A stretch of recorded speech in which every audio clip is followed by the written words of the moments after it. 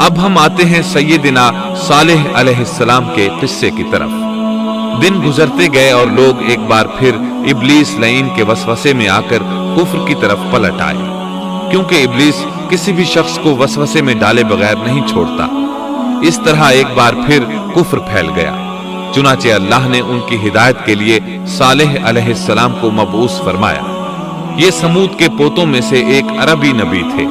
ان کا نسب نامہ اس طرح ہے: صالح بن عبید بن سیاف بن ماشح بن عبید بن حاضر بن سمود بن ارم بن سام بن نوح علیہ السلام۔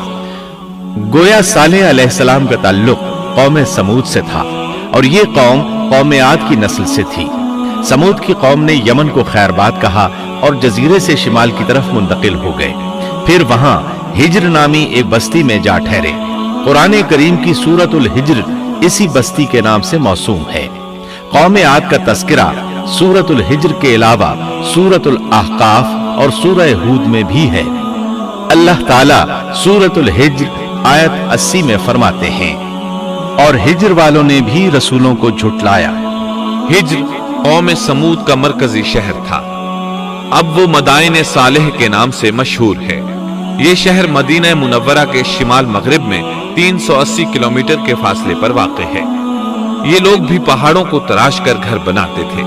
یہ صنعت اور کاریگری انہوں نے قوم عاد سے وراثت میں پائی تھی۔ اللہ تعالیٰ سورۃ الفجر آیت 9 میں فرماتے ہیں: اور قوم سمود کے ساتھ کیا کیا جنہوں نے وادی میں بڑے بڑے پتھر تراشے تھے۔ قرآن مجید میں اللہ تعالیٰ ایک مقام پر فرماتے ہیں: اور ہم نے قوم عاد اور سمود کو غارت کیا، جن کے بعض مکانات آپ کے سامنے ظاہر ہیں۔ ان کے مکانات ان کی تباہی سے لے کر اب تک موجود ہیں۔ شام کے راستے میں خیبر، تیماء سے تبوک تک قوم سمود کے آثار پائے جاتے ہیں۔ یہ لوگ کس طرح پتھر تراش تراش کر گھر بناتے تھے، اللہ تعالیٰ نے سورۃ الاعراف آیت 74 میں اس کا ذکر کیا ہے۔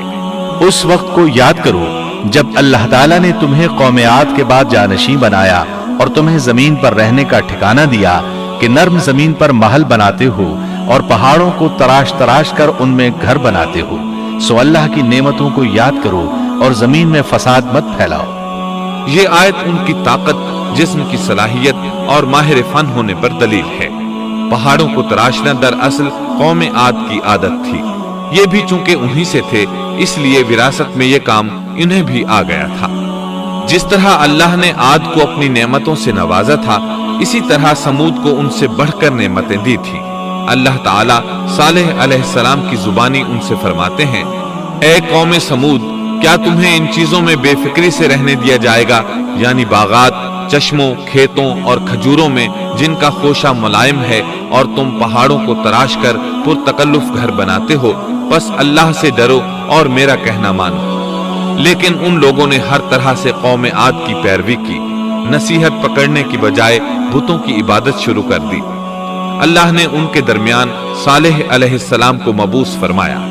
آپ نبوت ملنے سے پہلے بھی عقل مند اور علم والے تھے، باعزت گھرانے سے تعلق رکھتے تھے۔ اپنے معاملات میں لوگ ان سے مشورے لیتے تھے، لہٰذا انہیں ایک خاص مقام حاصل تھا۔ لیکن جب آپ نے انہیں ایک اللہ پر ایمان لانے، اس کے سوا کسی کی عبادت نہ کرنے کی دعوت دی تو ان کا ساتھ چھوڑ گئے۔ جواب میں ان سے کہنے لگے: اے صالح، اس سے پہلے تو ہم تجھ سے بہت کچھ امیدیں لگائے ہوئے تھے۔ مطلب یہ کہ پہلے تو ہمارے نزدیک آپ کا بہت مرتبہ تھا، مقام تھا، ہمیں آپ سے بہت امیدیں تھیں، لیکن آپ نے تو یہ باتیں کہہ کر ہماری ساری امیدوں پر پانی پھیر دیا۔ ان کے اس جواب کے باوجود صالح علیہ السلام انہیں اللہ کی طرف بلاتے رہے اور ان سے کہتے رہے: اے میری قوم، اللہ کی عبادت کرو، اس کے سوا تمہارا کوئی معبود نہیں۔ تمام انبیاء کی اپنی اپنی قوم کو یہی دعوت تھی کہ اے لوگو، اللہ کی عبادت کرو، اسی نے تمہیں زمین سے پیدا کیا ہے، اسی نے تمہیں زمین میں آباد کیا ہے، اس سے معافی طلب کرو، یقیناً میرا رب قریب ہے اور دعاؤں کو قبول کرنے والا ہے۔ اے میری قوم، تم نیکی سے پہلے برائی کی جلدی کر رہے ہو، اللہ سے معافی کیوں نہیں مانگتے کہ تم پر رحم کیا جائے؟ اللہ سے ڈرو، میری اطاعت کرو، حد سے گزر جانے والے بے باک لوگوں کی اطاعت سے باز آؤ، وہ ملک میں فساد پھیلا رہے ہیں اور